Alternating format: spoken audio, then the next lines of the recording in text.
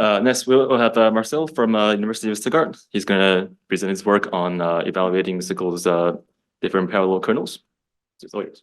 Thank you. So I want to talk about different data parallel kernels that are available in SYCL. For reference, at first, let's look at CUDA. In CUDA, you have one way to express your program in a kernel. The default way, because there's only one way, I call it the default way. You only have this way to write your kernels. Even if your algorithm doesn't really map to this kind of kernel, you have to use it. You have to rewrite or rethink your algorithm that you can write such a kernel. In SYCL, it's a bit different. In SYCL, we have different possible kernel invocation types. For example, single task, where, well, only a single task is used. Then the basic data parallel kernels, where we only specify the iteration range which we want to parallelize. And the SYCL runtime itself decides which workgroup size should be the best or would be the best. Then we have workgroup parallel kernels or in D-range kernels we learned yesterday in the tutorial. And the hierarchical parallelism, which we learned earlier this day, which will be a priority for the next SYCL standard. And with adaptive CPP, you have additional scoped parallelism, which has a similar idea than hierarchical parallelism, but with some extensions and some differences. So I want to talk about these kernel invocation types, except the single task invocation, because we mainly target GPUs and running one task, one thread on a GPU doesn't make any sense, so we will ignore them. At first, I want to talk briefly about application we profiled. We implemented a support vector machine, and the support vector machines are supervised machine learning techniques that are mainly used for binary classification.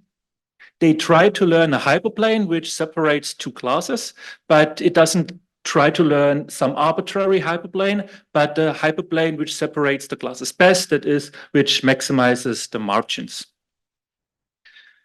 We used a reformulation of the standard SVM algorithm called least squares support vector machine. And in this reformulation, the problem boils down to solving a large system of linear equations.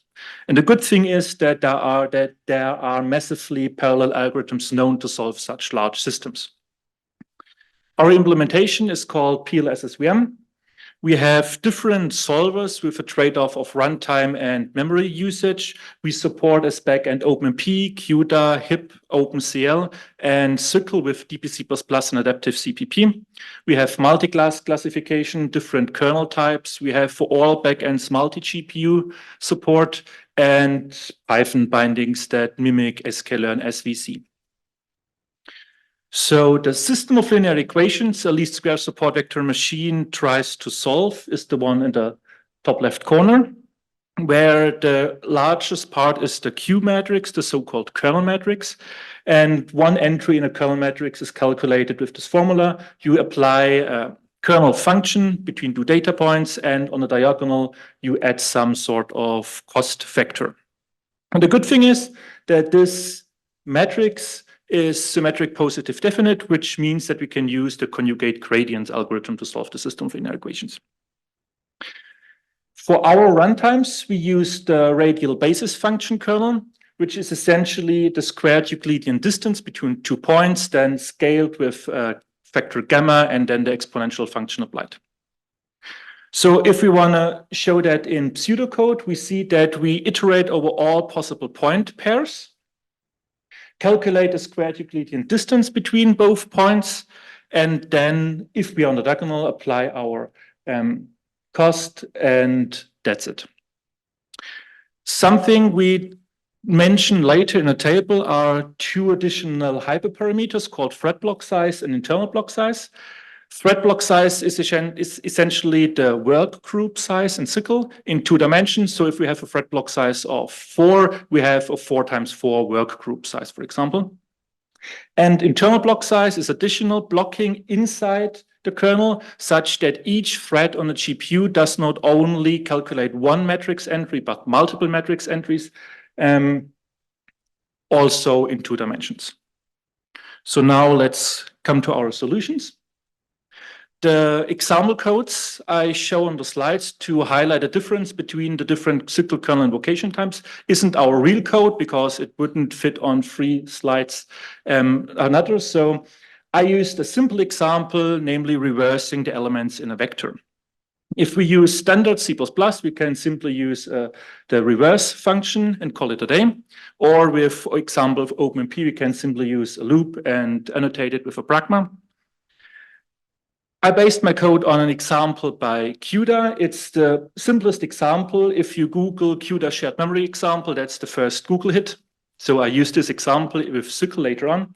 Essentially, we declare a shared memory array called shared memory in CUDA. In SYCL, it would be a local memory. In SYCL notation, we get the ID of the thread. We calculate the index of the element in the array we want to exchange our values with. We save our value in the shared memory, we synchronize, and then we really exchange the values. So that's the CUDA code I base my SYCL examples on. At first, the workgroup data parallel kernels look quite similar to the CUDA example. The things I want to highlight are, at first, we have to call parallel 4 with an ND range. That's also why the kernels are called ND range kernels sometimes. If we want to use local memory, we have to explicitly declare the local memory before our kernel, outside of our kernel. Explicitly. If we want to use thread private memory, we can simply declare a variable inside our kernel function and its implicit thread private. That is, each thread has its own copy of the variable. And if we want to synchronize between threads, we have to explicitly use barriers. So explicit local memory, implicit thread private memory, and explicit barriers. If we now look at our examples, we run it on 3 different hardware platforms, an NVIDIA A100 GPU, an AMD MI210, and an AMD CPU with adaptive CPP and DPC++. The numbers above the runtimes are the thread block size and internal block size, the best ones after our hyperparameter tuning. And we can see that for the NVIDIA GPU, adaptive CPP and DPC++ are nearly as fast as one another. That DPC++ is a bit faster than adaptive CPP. Overall, on the NVIDIA GPU, we achieve 71% double precision peak performance.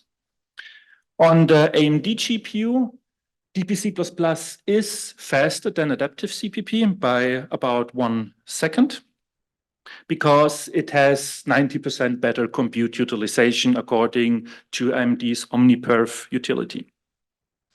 And on the AMD CPU, we will only run to adaptive CPP because we try to use DPC++ with its OpenCL backend on CPUs, but we can't get the OpenCL runtime installed on our AMD CPUs. So there are no runtimes for the DPC++ implementation on CPUs. Now, the first special kernel execution type for SYCL are the basic data parallel kernels. Now we also have to call parallel 4, but this time not with an ND range, but with a normal range. So the SYCL runtime automatically determines which are the best or optimal work group sizes. There are, however, some problems with basic data parallel kernels. At first, you can't use local memory. So in the case before, when we could use local memory, now we have to use global memory and write our temporaries in global memory. And well, global memory is orders of magnitude slower than local memory if used correctly. Then if we want to use private memory, we can implicitly declare it again in our kernels. But if we want to use barriers or synchronize between threads, we do not have some group barriers like we had in the workgroup data parallel kernels. This time we have to synchronize the kernels itself. So we have to split our one kernel into 2 kernels and synchronize the kernels, which is quite a bit overhead compared to some simple workgroup barrier. Now, if you look at the runtimes for adaptive CPP, the runtimes on the NVIDIA GPU is slower. Well, it should be expected because we can't use local memory. The runtimes on the NVIDIA GPU for DPC++ are in the same order of magnitude. They are nearly identical.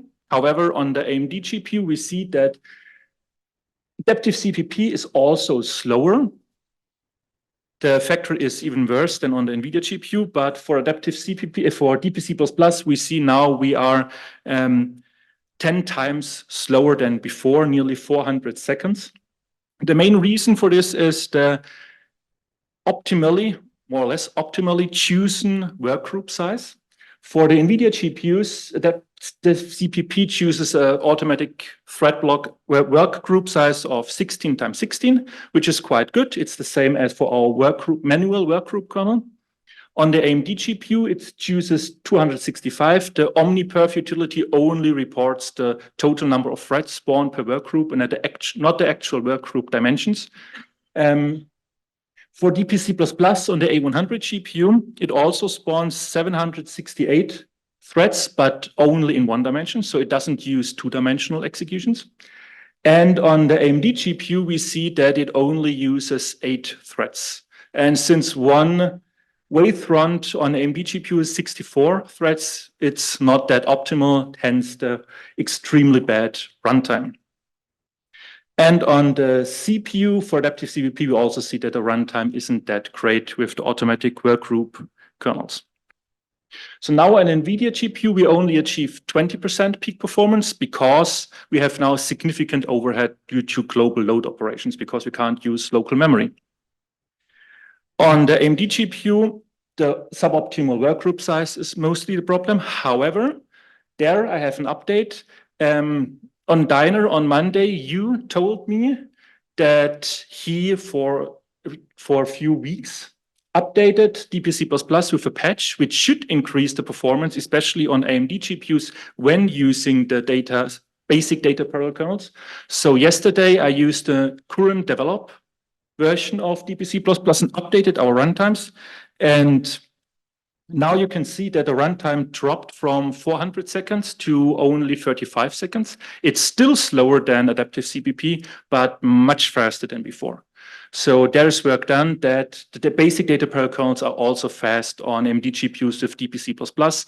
And the main reason why it's faster is because, well, now we do not use 8 threads, but 64 threads, which is way better if we have a wavefront size of 64 threads. Then, if we look at a hierarchical parallelism, we have a different model, totally different model. Now we have a hierarchical call to SYCL functions. At first, we have to call parallel for work group. Everything inside this scope is then executed once per work group. And then you can have multiple calls to parallel for work item, and everything inside these lambda functions is then executed once per work item in this respective work group. Now, if we want to have local memory, we can implicitly declare it inside the outer scope of the parallel for work group construct, and it's implicitly implicitly local memory.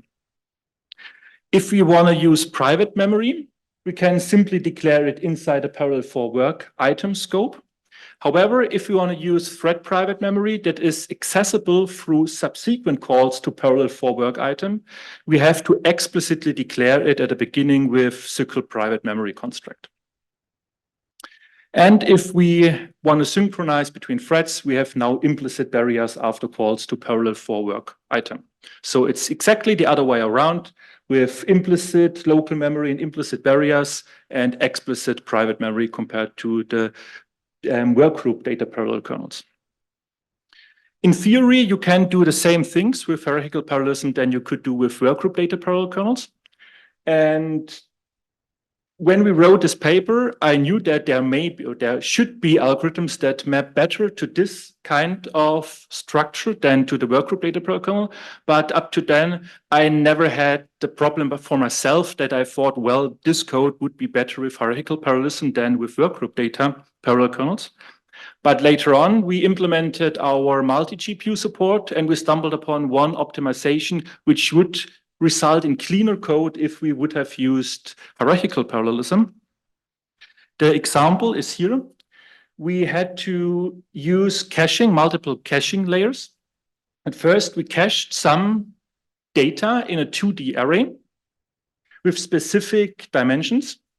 And later on in the same kernel, we cached other values with the same total size. So we can, in theory, reuse the cache memory, but with the dimensions exchanged. So instead of X and Y dimensions, we have now Y and X dimensions. We had to exchange them because the profiler told us that this performs way better due to the memory accesses. If you want to do this in CUDA, it's rather simple. We can open scope, declare the local or shared memory in CUDA, close the scope, open another scope, and declare the same array with the dimensions exchanged. So we do not have twice the shared memory, local memory that we need. At first, I thought maybe that's the same in OpenCL, but it isn't, because in OpenCL, you are only allowed to declare local memory in the outermost scope. So we can't use the trick for CUDA and TIP with two scopes. We have to declare it at first with one dimension, but then we can use some, I would say, ugly pointer hacks to reinterpret our array to have the dimensions exchanged. But after that, we can simply use the cache2 variable add. It would be the cache variable, the second cache variable for the CUDA case. However, it's a bit different in SYCL. If we use the workgroup data parallel kernel, we have to declare the local memory before we enter our kernel. So there are only two options. Option one, we have to declare two local arrays with the different dimensions, which would increase the necessary local memory need by a factor of 2, which may not be desirable. The only other way we had is we have to manually flatten the 2D array to 1D, and then inside our kernel explicitly have to calculate the indices from 2D to 1D and the other way around, which does not improve the readability of your code and may introduce additional bugs. So it works, it's okay, but not optimal. If we use hierarchical parallelism, however, we can simply use the same trick as we can with CUDA and TIP, because here we are in the group scope. We can simply open one scope, declare our local memory array, call parallel for work item, and then open another scope with the other way around for the dimensions and call parallel for work item. So this is one use case, in my opinion, where the hierarchical parallelism results in better code, more readable code than the work group parallel algorithms. But what about the runtime of the hierarchical parallelism? For adaptive CPP, we see that on the NVIDIA and AMD GPUs, hierarchical parallelism is in fact a little bit faster than workgroup data parallel kernels in our use case. However, we have to use other hyperparameters for our thread block size, internal block size. So you can't use the same for different SYCL kernel location types. You have to fine-tune your hyperparameters again.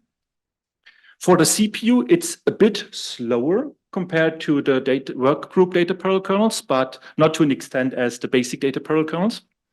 And for DPC++ on the NVIDIA GPU, we see it's a bit slower, but not that much. For the AMD GPU, it's factors of 4 slower, which is quite a bit, but still acceptable, more or less. Here again, we have 71% peak performance, as it was the case with the workgroup data parallel kernels. And DPC++ is slower because we have more load and store operations according to the profiler. Adaptive CPP on the AMD GPU is faster because we have only 1/3 of the load store instructions compared to the workgroup parallel kernels. So under the hood, there is something different with less load operations. So last, I want to talk about the adaptive CPP scoped parallelism, which is only available in adaptive CPP. Here we have to call parallel instead of parallel for, parallel for work item, only parallel.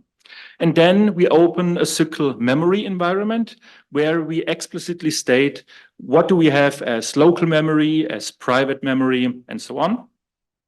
And then we have, as before with parallel for work item, we have now distribute items and weight, for example, where we can have, again, multiple calls inside a parallel region. Here we have to explicitly declare the local and private memory inside the SYCL memory environment. And one thing you have to note is that the same order in which we declare the local mem and private memory, that's the same order of the parameters we have here. So if we change something in this list above here, we have to also change the parameters inside here, or we would use the wrong variable, the wrong memory, for example. And if we want to synchronize, we have this time explicit barriers because we call distribute items and wait. So with and wait, we see that we have to synchronize. So here with adaptive CPP, we have everything explicit. Explicit local memory, explicit private memory, and explicit barriers. And if we look at the runtime, for the GPUs, the runtimes are identical to the hierarchical parallelism. For the CPU, however, the runtimes are quite a bit worse, nearly a factor of 10. And the reason is because we have 12 times the wait times compared to the work group parallel kernel. That's also the reason why the hierarchical kernels are a bit slower. But the biggest problem is the missed vectorization opportunity. In the hot function, the most computational expensive part in our code, the hierarchical kernels could optimize our code with vectorization, but the scope parallelism kernel did not vectorize this part of our code. So that's the reason why, in this case, the scope parallelism on the CPU was quite a bit slower compared to the hierarchical kernel formulation. So here are the runtimes again. As we can see, for the basic data parallel kernels, the runtimes are worse than the workgroup data parallel kernel, but on the GPUs, not that much. Reminder, the 400 seconds for the AMD GPU and DP++ are the old runtimes. That's now 45 seconds, which is acceptable. The only outlier now is the CPU with adaptive CPP. Then we see that the hierarchical kernels perform quite good compared to the workgroup data parallel kernels, except for DP++ on the AMD GPU. And for adaptive CPP on the GPU, hierarchical kernels and scope parallelism perform nearly the same. The only exception is the CPU because of the missed optimization opportunity. So if we highlight the best runtimes for both SYCL implementations on all hardware platforms, we see that 3 out of 5 times the workgroup data parallel kernels are the best. For adaptive CPP, we see that on the GPUs, the hierarchical or scope parallelism is a bit faster. Nevertheless, the workgroup data parallel kernels perform still very, very good. So if you want to have performance portability, it's still good or still enough if you implement workgroup data parallel kernels. So all in all, as a conclusion, the basic data parallel kernels are useful for rapid prototyping, but performance-wise, they may be too bad for performance-critical code. It's better now, especially for DP++ than before, but for really performance-critical code, they are not a good fit. But if you have some part of your code where you're not sure if it is useful to bring it to GPUs, or if everything else is already on the GPU and you simply don't want to copy your data back to the CPU for some small operation and back to the GPU again, you can simply use basic data parallel kernels because they are good enough for such use cases. Then the workgroup data parallel kernels, they are the most easiest to use, I would say, because they mimic the same behavior than CUDA, HIP, OpenCL. They are the most sources available for these kind of kernels. And overall, they have the best performance still. However, the hierarchical parallelism, I wrote deprecated in quotes. They are not really deprecated, but the SYCL spec says that they should not be used in production-ready code. They perform close to or a bit slower than workgroup parallel kernels on adaptive CPP, even a bit faster sometimes. And the kernel formulation is better for some problems than the workgroup data parallel kernels. And the scope parallelism performs close to the hierarchical parallelism on GPUs. The CPU was a bit of an outlier because of the missed vectorization. And the scope parallelism are the most explicit kernels with advantages and disadvantages of verbosity and no surprises, for example, if something is implicitly. So all in all, I think it's really nice that we have the possibility in SYCL to choose between many different kernel invocation types that we can use. If we have an algorithm that is better suited for hierarchical parallelism, we can use a hierarchical kernel. If a kernel isn't performance critical, maybe simply want to execute something on the GPU, we can use basic data parallel kernels. We do not have this freedom in CUDA. In CUDA, you are stuck with one way to express something on a GPU. You have to use it or you can't use CUDA. So that's a real benefit for SYCL in my opinion, and the performance in general isn't that bad for hierarchical parallelism, scope parallelism, or basic data parallel kernels. So thank you for your attention.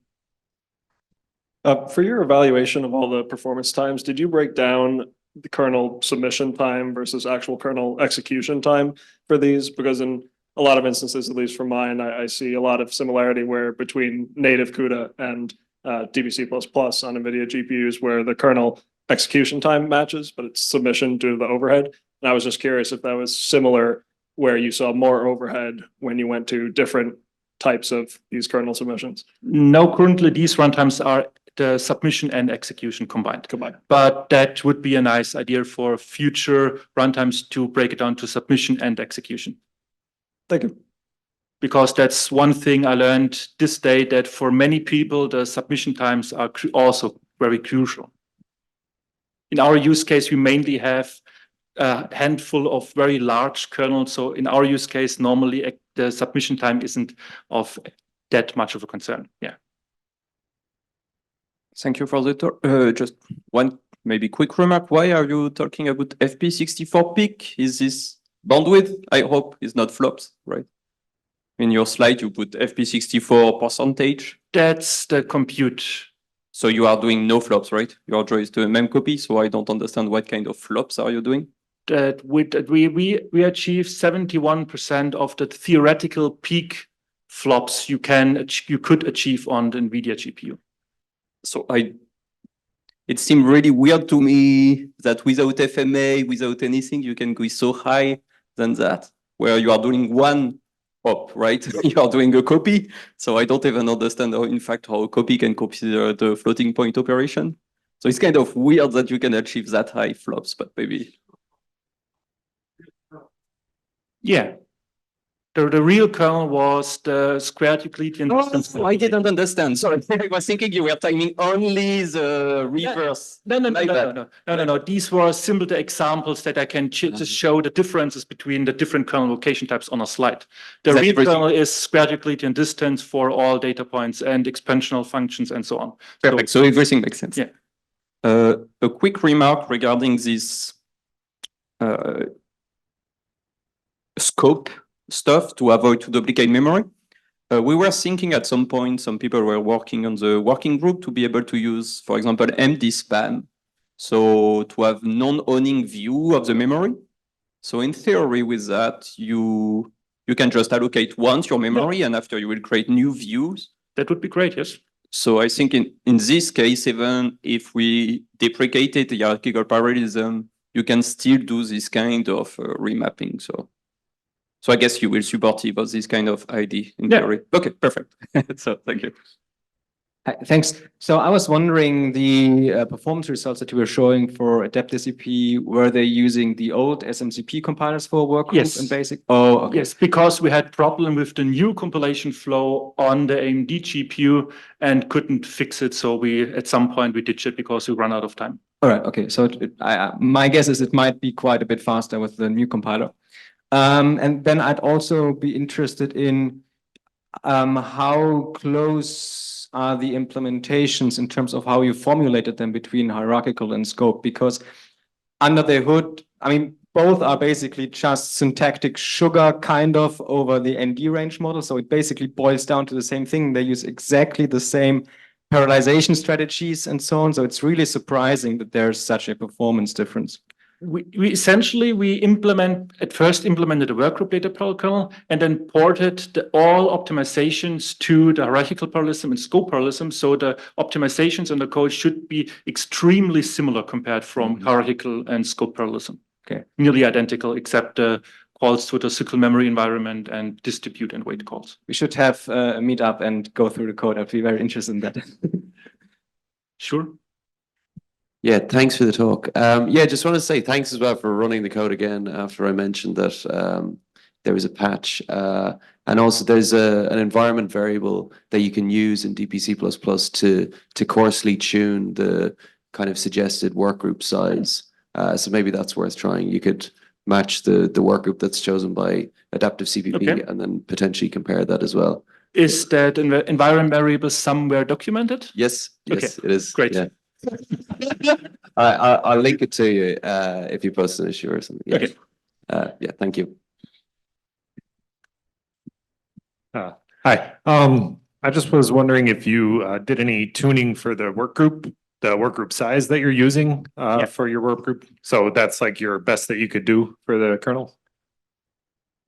These numbers above the runtimes are the optimal thread block and internal block sizes for the respective kernels on the respective hardware for the respective SYCL implementation. So we tuned every possible combinations separately and reported optimal runtimes.